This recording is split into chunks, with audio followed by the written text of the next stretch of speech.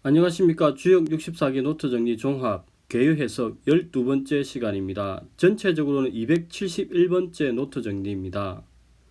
이번 종합편에서는 이제 고사역의 관점, 주역 64개가 하나의 스토리, 이야기로 구성되어 있다는 김상석 교수님의 관점을 소개하고 제가 노트 정리한 것을 한번 여러분들과 같이 나누고자 하겠습니다. 기존에 이제 있는 개를 두 개씩 합해가지고 한번 설명을 드려보겠습니다.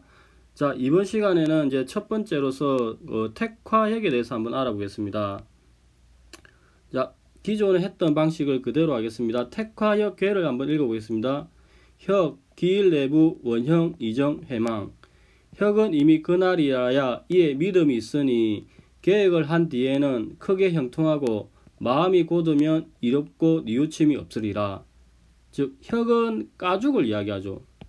즉 동물의 가죽을 무두질하여서 말렸다 불렸다 하는 과정에서 과정을 방법하는 것을 혁이라고 합니다. 즉 이런 것은 변혁, 바꾸는 것을 말하죠. 그래서 이 괴를 볼 때는 혁명을 하려는 자와 혁명을 거부하는 자의 갈등으로 괴를 보면 조금 좋다고 했습니다. 이런 경우에는 이제 혁명의 시점, 터닝 포인트가 어떻게 되는가도 공부를 할 때 관전 포인트로서 하면 되겠습니다. 이 택화역은 이제 상계가 태고 밑에가 화인데 태는 하강, 화는 상승, 상호 충돌하죠. 즉 택은 기쁨, 연못, 물을 말하고 아래로 향하는 성질이 있습니다. 화는 불을 말하고 상승의 성질을 있습니다. 이 괴를 볼 때는 즉 혁신의 때가 언제 왔는가 판단이 매우 중요하다고 합니다. 자, 여기가 일반적인 설명인데 이제 고사역의 관점에서는 그게 아니고 이 전체를 하나의 스토리로 구성을 합니다. 즉 혁은 가죽 또는 바뀌는 것을 소재로 대인이 군자의 사조를 이기는 이야기를 말합니다. 한자를 한번 같이 읽어보겠습니다. 혁, 4일 내부, 혁, 제사를 올리는 날에 포로를 사로잡다. 원형, 가장 형통하다. 이정, 이롭다는 점이다. 회망, 뉘우침이 없어진다 고 이야기합니다. 즉 사는 제사로 읽으며 4일은 제사를 올리는 날이라고 이야기합니다. 4일 내부는 제사를 올리는 날에 포로를 사로잡았다 이야기합니다. 원형은 가장 형통하다는 이야기입니다. 그리고 이정은 여기서 정을 전복으로 이야기합니다. 즉 이롭다는 점이다. 즉 점에 물으니 이롭다, 이롭다는 점이다 이렇게 이야기합니다. 즉 전체적인 이야기는 괴사는 출정의 제사를 올리는 날에 포로를 사로잡은 것을 이야기합니다. 즉 출정의 제사를 올리는 날에 포로를 사로잡았다. 그래서 가장 형통하고 이롭고 뉘우침이 없어진다고 이야기합니다. 그러면 개별 개를 한번 효사를 한번 보겠습니다. 자, 초연은 공용 항우지역, 즉 황소가죽으로 만든 띠를 사용하여서 묶는다고 이야기합니다. 즉 출정의 날에 가죽띠를 가슴에 단단하게 메어라 이 말입니다. 그 다음 4일 내혁지, 출정의 제사를 올리는 날에 혁지, 출정의 날을 바꾼다고 이야기합니다. 그 다음 세 번째요, 93, 정흉, 나아가면 흉하다고 하는데 황소가죽으로 만든 띠를 가슴에 단단히 묶지 않았기 때문에 정흉, 나아가면 흉하다, 즉 패배한다는 이야기입니다. 그리고 혁언 삼치는 이거 언을 근으로 해석해가지고 세 번 메어라, 즉 가죽으로 만든 말 가슴띠를 세 번이나 두르라, 단단히 메어라 이 말입니다. 기존의 그 혁언 삼치, 혁명의 말이 세 번 이루어진다, 여러 번 이루어진다 이 해석과 조금 다르죠. 그 다음 구사, 회망, 뉘우침이 없어진다. 즉 말가슴띠를 세 번 단단히 두루매었기 때문에 싸움에 이겨서 포로를 잡는다 이렇게 합니다. 즉 유부도 이 부를 포로로 해석합니다. 그 다음 이제 계명을 보면은 명령을 바꾼다 입니다.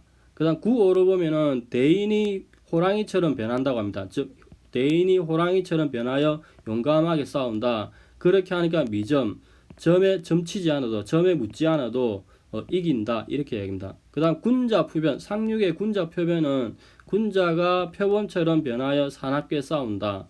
그러면은 여기에 있는 군자와 대인은 갈등 관계에 있는 별개의 인물입니다. 기존의 논의에서는 이 사람들이 동일한 인물인지 아닌지 논의가 있었는데 고사역에서는 별개의 인물이며 갈등 관계에 있다고 합니다. 그 다음 소인혁면은 소인은 얼굴을 바꾼다고 합니다. 즉 왜 얼굴을 바꾸느냐, 사절들이 그 기세에 눌려서 쫄았다 이렇게 이야기합니다. 그러니까 군자는 표범으로 변해서 사납게 싸우지만은 사절들은 기세가 꺾여가지고 쫄았으니 결국에는 흉으로 끝난다 이렇게 이야기합니다. 즉 고사역에서는 이 하나의 스토리로 구성을 하고 있습니다. 그러면은 기존의 전통적인 관점과 다산의 관점을 보고 난 다음에 다시 고사역으로 되돌아와서 한번 다시 정리를 하겠습니다. 자, 기존의 관점을 보면은 이제 초여부터 보면은 초구 공룡 왕후 지혁 누런 쇠가죽으로 굳세게 묶는다 함이라. 즉 계획의 변혁의 첫 단계에 가죽끈으로 묶어라 이렇게 이야기합니다. 6이 기일 내혁지 정길 무구 때가 이미 정한 날이어야 마침내 계획을 일으킵니다. 그대로 나아가면 길하고 허물이 없을 것이다. 이렇게 이야기합니다. 이 기일을 터닝 포인트, 그 다음에 하루 만에 하면서 학설 대립이 있었습니다. 그 다음 9.3 정흉 정여 혁언 삼치 유부 9.3은 나아가면 흉하고 마음이 올바르게 해도 위태로우니 백성의 계획의 말이 여러 번 이루어져서 믿음이 있으리라 이렇게 이야기합니다. 그 다음 9.4는 회망 유부 개 명길 뉘우침이 없으니 믿음이 있으면 명을 고쳐서 길하니라 이렇게 이야기합니다. 그 다음 9호에 보면은 이제 혁명에 완성되는 시점에 대인 호변 미점 유부 대인은 범처럼 변함이니 점을 치지 않아도 믿음이 있으리라. 그 다음에 상륙에서는 군자 표변 소인 혁명 정흉 거정길 상륙은 군자가 표범처럼 변함이요 소인은 안색만 고치니 그대로 나아가면 흉하고 바르게 머물면 길하다고 이야기합니다. 그래서 여기에 대인과 여기에 군자가 동일한지 아닌지 대립이 있다고 했는데 고사익서는 다르다. 그리고 소인혁면은 군자는 안색만 바꾼다고 여기서는 해석하는데 다사는 전면적인 교화가 이루어진다고 이야기합니다. 그런데 이제 고사역에서는 소인혁면 소인은 쫄아가지고 두려워한다. 기세가 꺾였다. 이렇게 말씀하십니다. 그러면 다산의 관점을 한번 보겠습니다. 다산, 혁, 기일 내부 원형 이정 해망 개혁은 하루 만에 신뢰를 받을 것이다. 크게 형통하여 일을 맡아 처리함이 이루은 것이다. 변한 것이 있더라도 다시 원래대로 될 것이니 결국에 바뀐 것은 없을 것이다. 회망을 내서 이렇게 설명을 하십니다. 그 다음에 이제 초구부터 보면은 공룡 왕후 지역 튼튼하게 묶으려면 황소의 가죽을 써서 수레를 묶어야 할 것이다. 그 다음 6이 기일 내지 정길 무구 하루 만에 곧 개혁하니 정벌하러 가면은 길할 것이다. 허물이 없다. 이렇게 이야기입니다. 자, 지금 설명드리는 것은 주역 64개의 노트 정리 택화혁에 이미 자세한 설명이 있으니까 이 부분을 보시려면은 기존에 제가 유튜브 정리한 택화역 1번째부터 4번째까지 보시면 됩니다. 그 다음에 9.3은 정흥정여 혁언 삼치 유부 정벌에 나서면 흉할 것이다. 일을 맡아 처리함에 위태로움이 있을 것이다. 개혁이 세 차례 논의되어서 성취되니 신뢰가 있을 것이다. 즉 혁명이 메이드 됐다. 이제 이 말이죠. 다사는 해석하기를 9.4 회망 유부 개명 길 개혁한 것이 이미 이치에 합당하니 후회할 일이 없을 것이다. 믿음이 있을 것이다. 그 다음에 개혁돼서 길할 것이다. 이렇게 이야기합니다. 그 다음에 9.5를 보면은 대인 호변 미전유묘 대인이 호랑이처럼 변함이니 굳이 3가지 점을 치지 않아도 서로 신뢰함이 있다고 할 것이다.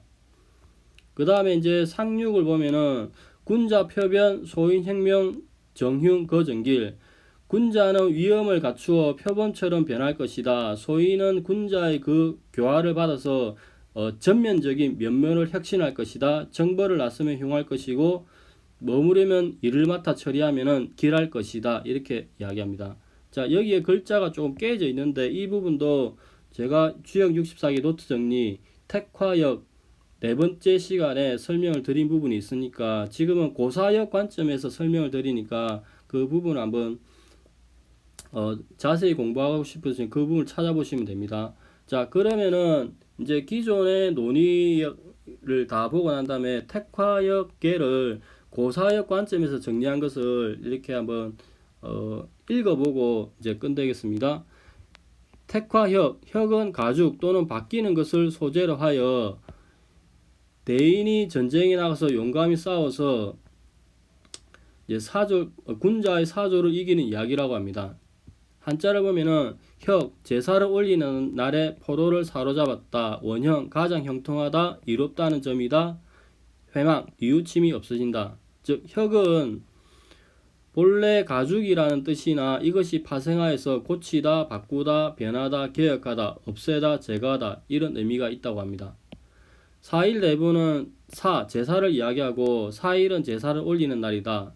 그리고 부는 사로잡은 포로와 노획한 재물이라고 이야기합니다. 그래서 제사를 지내는 날에 적이 기습 공격을 해왔는데 제사를 올리지 못하고 적과 싸워서 포로를 사로잡는 이야기라고 합니다. 원형은 가장 형통하다, 즉 형통한 정도가 최고다 이렇게 이야기합니다. 이정은 이롭다는 점이다. 점이 이로운 것은 제사를 올린 날에 포로를 잡았기 때문이다 이렇게 이야기합니다. 그러면 개별효를 하나씩 풀어보면은 초효, 공룡 왕우지역, 황소가죽으로 묶는다. 즉 황소가죽으로 만든 띠를 사용한다고 이야기합니다. 즉 황소가죽으로 출전하려는 말의 가슴띠를 단단히 묶는다 이렇게 이야기합니다. 그 다음에 4일 내역지 정길 무구는 계속해 4일은 제사를 올리는 날이고 4일 내역지 출정의 제사를 올리는 날에 출정을 날을 바꾼다고 이야기합니다. 즉 포로를 사로잡았다가 그 포로로부터 상황을 탐지한 다음에 다시 공격하는 날을 출정의 제사를 올리면서 출정의 날을 더 좋은 날로 바꾼다고 이야기합니다. 그 다음에 정길은 이렇게 출정하기 좋은 날을 택하였기 때문에 길하다고 이야기합니다. 그 다음에 이제 9.3을 보면은 정흉, 정벌하면 흉하다. 왜 흉하냐? 최초의 초에서는 황소 가죽띠를 느슨하게 메었기 때문에, 즉 말의 가슴띠를 묶으면서 느슨하게 단단히 묶었지 않았기 때문이다. 그래서 말고삐를 마음대로 사용할 수 없으니 패한 것이다. 그래서 흉하다고 합니다. 그 다음에 정년은 점의 물은이 위태롭다. 즉 말띠를 단단히 묶지 않아서 싸움에 패했기 때문에 그렇다고 이야기합니다. 그럼 여기서 이제 혁은 삼치는 언을 근으로 보아서 혁근 삼중으로 해석합니다. 즉 가죽으로 만든 말 가슴띠를 3번 두른다고 합니다. 그래서 말 가슴띠를 3번 단단하게 묶어서 싸움에 나가니까 이제 포로를 사로잡았다 이렇게 이야기합니다. 근데 구사는 회망, 유부, 계명길, 뉘우침이 없어진다. 즉 말 가슴띠를 3번 두르고 싸우니까 뉘우침이 없어진다. 유부는 포로를 사로잡았다. 계명은 사로잡은 포로로부터 적의 정보를 캐내서 적의 상황을 알고 명령을 바꾼다고 이야기합니다. 그 다음 이제 9.5를 보면은 대인효변 미점유부. 대인효변은 대인이 호랑이로 변해서 용감무삼하게 싸운다고 이야기합니다. 그래서 점쳐볼 것도 없이 용맹하게 적을 공격하니 싸움에서 이긴다고 이야기합니다.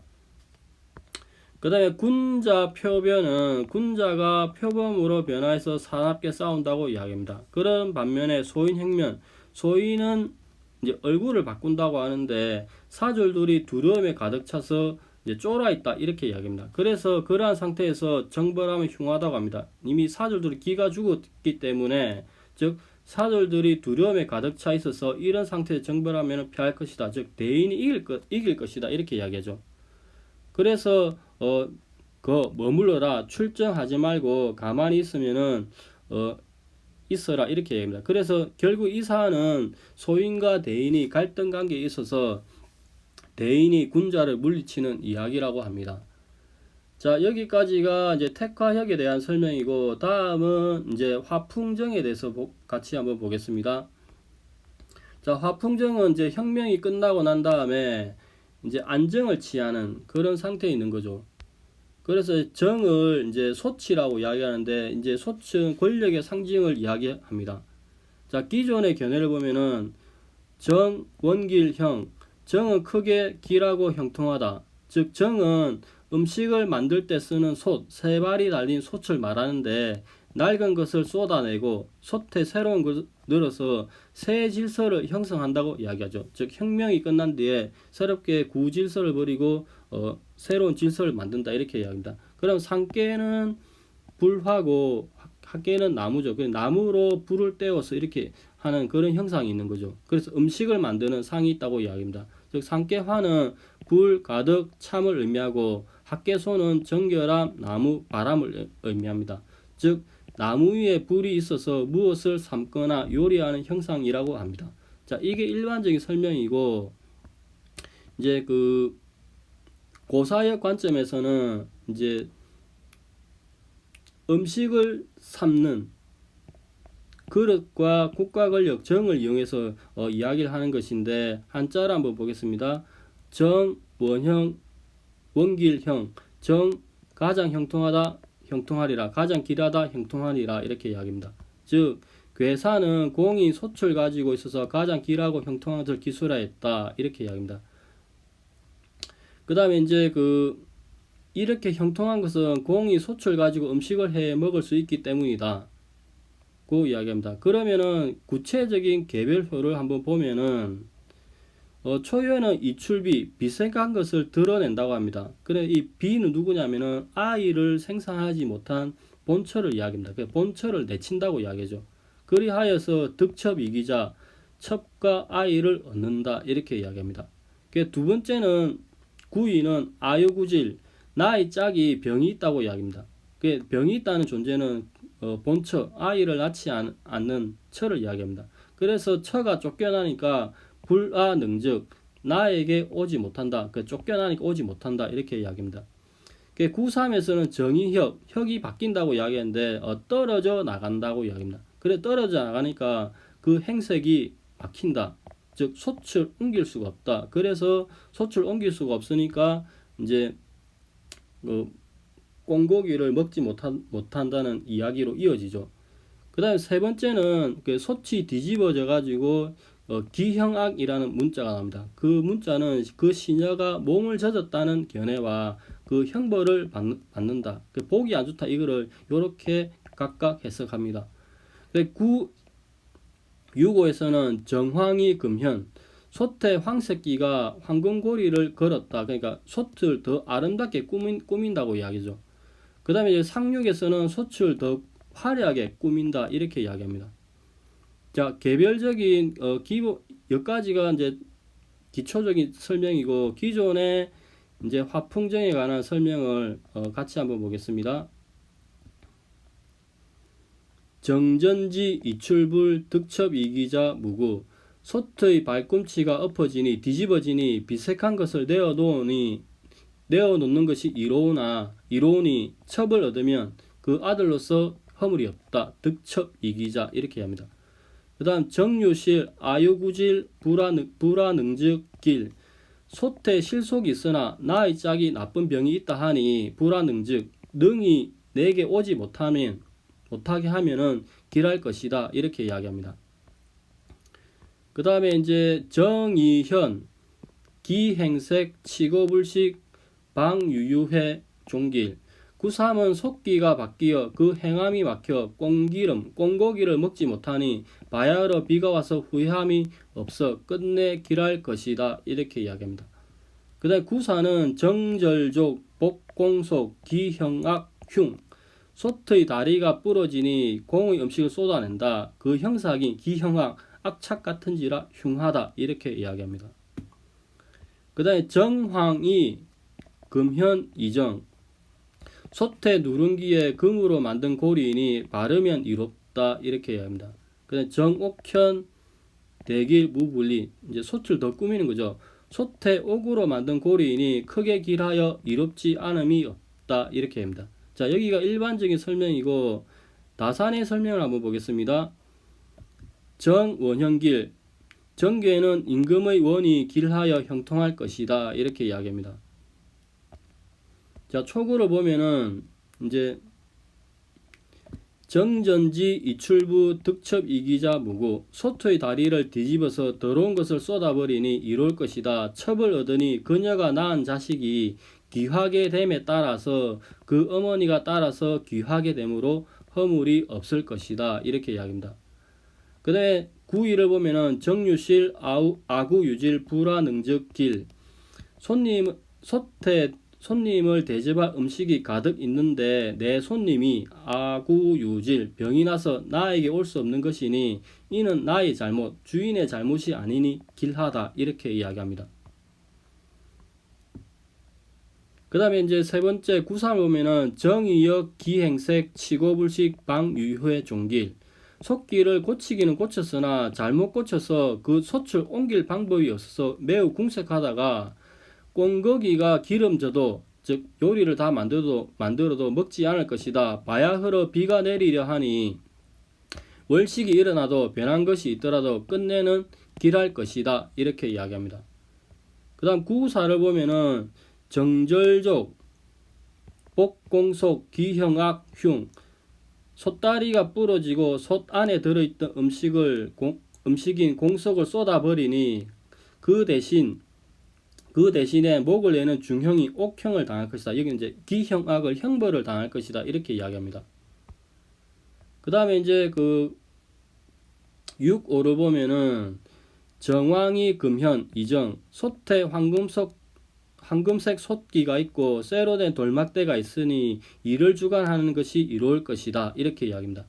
정옥현 대길 무불리는 솥에 옥으로 장식된 들막대가 있으니 그처럼 제사를 드릴 때 정성을 다하면 크게 길할 것이며 이롭지 않음이 없을 것이다. 이렇게 얘기합니다. 자, 여기도 노트 정리 화풍정 첫 번째부터 네 번째까지 노트 정리한 게 있으니까 기존에 유튜브에 올려놓은 게 있으니까 이 부분을 더 공부하거나 이 부분을 더 보고 자세하게 하고 싶으신 분은 기존에 유튜브 올린 것을 보시면 됩니다. 그러면 다시 이제 마지막으로 고사역의 관점에 대해서 이제 전체적으로 한번 읽어보겠습니다. 화풍정 정은 솥을 소재로 솥을 가진 어느 공의 솥에 얽힌 이야기다. 원길정 정은 가장 길하다. 원길 가장 길한 것은 공이 솥을 가지고 음식을 해 먹을 수 있기 때문이다. 즉 솥은 먹는 것과 연관이 되며 먹는 것은 곧 생명과 직결되기 때문에 원길이다. 이렇게 이야기합니다. 그리고 형은 그 가장 형통한 정도가 최고다. 이렇게 이야기합니다. 촉으로 보면은 정전지, 이출부, 득첩, 이기자, 무구 저는 뒤집다. 즉 정전지 솥의 발을 뒤집다. 솥을 거꾸로 딘다. 뒤집었다 이죠. 그러니까 음식이 아래로 쏟아진다 이합니다. 이출비는 비는 나쁜 것인데 좋지 않은 것. 여기서는 그 좋지 않은 음식을 깨끗하게 없애는 게 이롭다고 이야기하는데 여기서 상징성은 아내를 내친다고 합니다. 즉 아내는 자식을 생산하지 못하였기 때문에 내쳐진 것이라고 합니다. 그럼 득첩 이기자 그러한 다음에 첩은 이제 주인을 받들어 모시는 시녀죠. 그 다음에 그 첩이 낳은 아이를 이제 시녀의 작식 해가지고 그 시녀와 자식을 얻었다는 말이다. 즉 공의 본처가 자식을 놓지 못하는 아내를 이제 쫓아내고 그 시녀와 자식을 얻었다고 이야기합니다. 그 다음에 9위를 보면은 정유실 아구유질 불아능적길 정유실 안에 실한 것이 있다.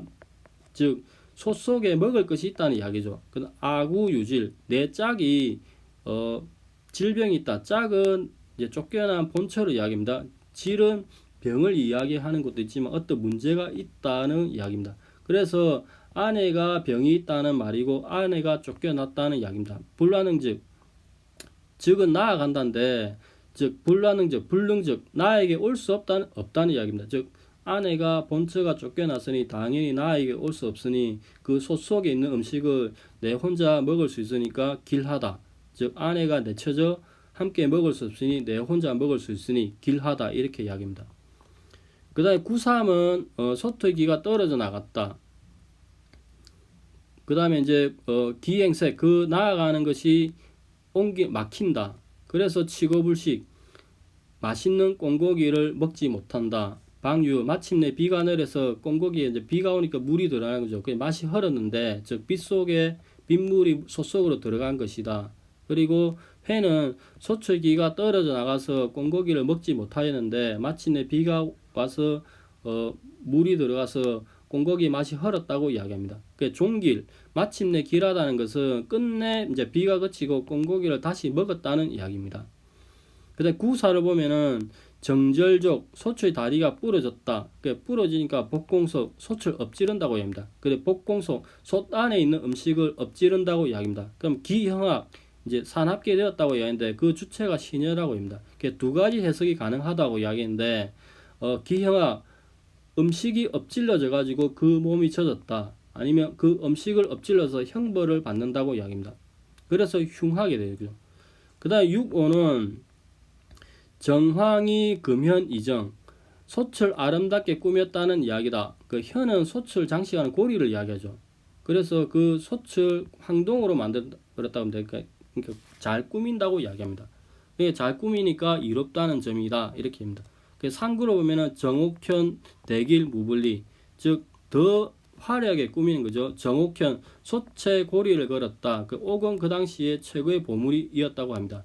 대길, 크게 길하다. 무불리, 이롭지 않음이 없다. 즉 솥을 가진 공은 더 부귀한 사람이 되었으니 크게 길하고 이롭지 않음이 없다. 이렇게 이야기합니다. 이제 이번 시간에는 이제 49, 50 택화액과 화풍정에 관한 기존의 논의와 다른 이제 그 김상섭 교수님의 그 관점을 설명해 드렸는데, 저는 김상섭 교수님 책을 정리하면서 기존의 그 주역에서 신비화되고 좀 막연했던 부분이 거의 모든 부분이 해결되었다고 볼 수 있으니까 주역을 집에서 이제 이렇게 따로 혼자 공부하시는 분들은 김상섭 교수님 책을 꼭 구해서 공부하시면은 많은 그 좋은 이득이 있을 것입니다. 자, 오늘은 여기까지 하고 다음부터는 이제 중내진과 중상간에 대해서 설명을 드리겠습니다. 자, 감사합니다. 좋은 하루 보내십시오.